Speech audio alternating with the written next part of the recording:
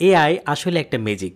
অনেক অসম্ভবকে সম্ভব হচ্ছে এআই দিয়ে। আজকে তেমনি অসম্ভব একটি কাজ দেখাবো এআই দিয়ে। ধরুন অনেক বছর আগে আপনার বাবা বা দাদা দুনিয়া ছেড়ে চলে গেছে। এটা অন্য কোনো আত্মীয় স্বজনও হতে পারে, আপনি তাদের দেখানো নাই, কিন্তু তাদের কোনো একটি ছবি আপনার সংগ্রহে আছে।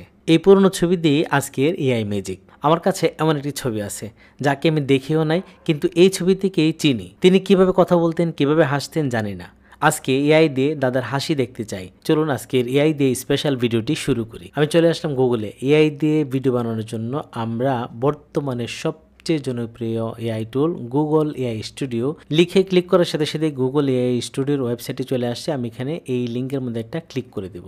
ক্লিক করার সাথে সাথে আমরা গুগল এআই স্টুডিওর ওয়েবসাইটে চলে আসলাম।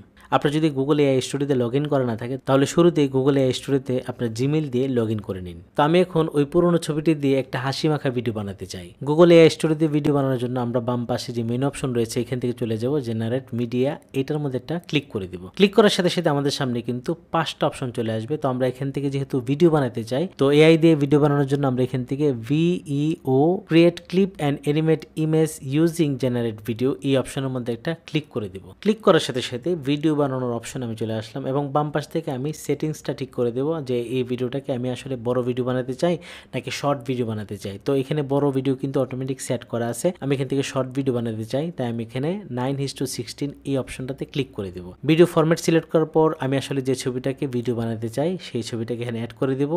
এই যে অ্যাড ইমেজের মধ্যে একটা ক্লিক করে দেবো। ক্লিক করার সাথে সাথে আমাদের সামনে 4টা অপশন চলে আসবে। আমি এখান থেকে আপলোড ইমেজ একটা ক্লিক করে দেবো। ক্লিক করার সাথে সাথে আমার ডেস্কটপে সবগুলো ফোল্ডার শো করছে। আমি এখান থেকে এআই ফটো যে ফোল্ডার রয়েছে এর ভিতরে ঢুকবো। এই যে ছবিটা এটাতে সিলেক্ট করে আমি এখান থেকে ওপেন একটা ক্লিক করে দেবো। ক্লিক করার সাথে সাথে এই ছবিটা কিন্তু অ্যাড হয়ে গেল। এখন এই ছবিটা দিয়ে আমি আসলে কি বানাতে চাই ওই প্রম্পটটা আমি এখানে লিখে দিব। তো এআই যেহেতু বাংলা বুঝে, আমি এখানে বাংলাতে লিখে দিলাম ছবির ব্যক্তিটি দাঁত বের করে হাসছে এমন একটা ভিডিও বানিয়ে দাও। দিয়ে এখান থেকে আমি এই রান অপশনে বা সাবমিট একটা ক্লিক করে দেব। ক্লিক করার সাথে সাথে আমার ছবি বানানো কিন্তু শুরু হয়ে গেছে। মাত্র কয়েক সেকেন্ডে কিন্তু ভিডিওটি তৈরি করে দিবে। আমরা একটু ওয়েট করি। মাত্র কয়েক সেকেন্ডে একটা পুরনো ছবি দিয়ে কিন্তু আমাকে একটা ভিডিও বানিয়ে দিল। আমি ভিডিওটি প্লে করে দেখতে চাই কেমন হয়েছে। প্লে করার জন্য আমি এখান থেকে একটু বড় করে নিচ্ছি এবং এখান থেকে প্লেতে ক্লিক করে দিলাম। দেখুন অবস্থা, দাদা তো একদম অনেক চমৎকার করে হাসতেছে, সব দাঁতগুলো বের করে আবার মজাও করতেছে। ঠিক আছে, তো আসলে অসাধারণ। এটা একটু অসম্ভব ব্যাপার আমার কাছে মনে হচ্ছিল যে এটা হয়তো পারবে না, কিন্তু আসলেই করে দিল। পুরনো ছবিকে কিভাবে ভিডিওতে হাসালো এটা আসলে সত্যি অসাধারণ। একটি পুরনো ছবিকে ভিডিও বানিয়ে সেই ভিডিওর মধ্যে কিভাবে দাদাকে হাসালো এটা সত্যি একটু অসম্ভব ছিল, তারপরে কিন্তু গুগল এআই আমাকে সম্ভব করে দিল।